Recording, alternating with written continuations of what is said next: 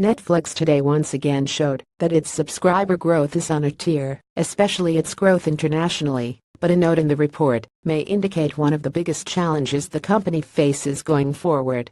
Netflix took home 20 Emmy Awards this year, and that's thanks to its enormous investments in original content. Shows like Stranger Things, The Crown, and Master of None are critical to getting new users to sign up to the service.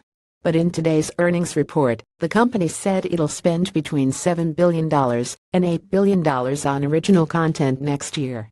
In short, making those shows and snapping up those awards is expensive and vital to Netflix's growth. In August, Netflix's Ted Sarandos said in an interview with Variety that he anticipates the company spending $7 billion on content in 2018. This spend is an escalating arms race, and while so far it's turned out well for Netflix, it has to keep churning out those Emmy Awards and keep users happy with its original shows. Netflix's costs, in sum, have continued to rise over several quarters. In the first quarter this year, Netflix said it would spend more than $1 billion on marketing in 2017.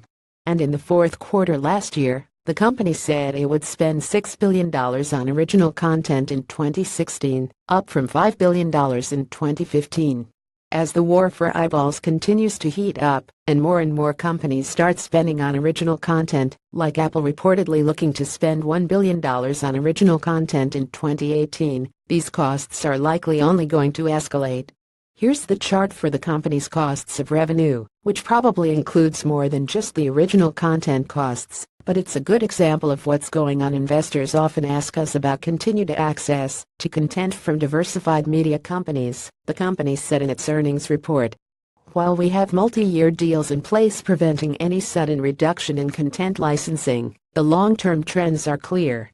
Our future largely lies in exclusive original content that drives both excitement around Netflix and enormous viewing satisfaction for our global membership and its wide variety of tastes. Our investment in Netflix originals is over a quarter of our total PL content budget in 2017 and will continue to grow. With $17 billion in content commitments over the next several years and a growing library of owned content, $2.5 billion net book value at the end of the quarter, we remain quite comfortable with our ability to please our members around the world. We'll spend $78 billion on content on a PL basis in 2018. So, it's not super surprising to see some of those numbers go up over time. Great original content is expensive, and as the company continues to expand internationally, it's going to have to consider what kind of original content will do well internationally.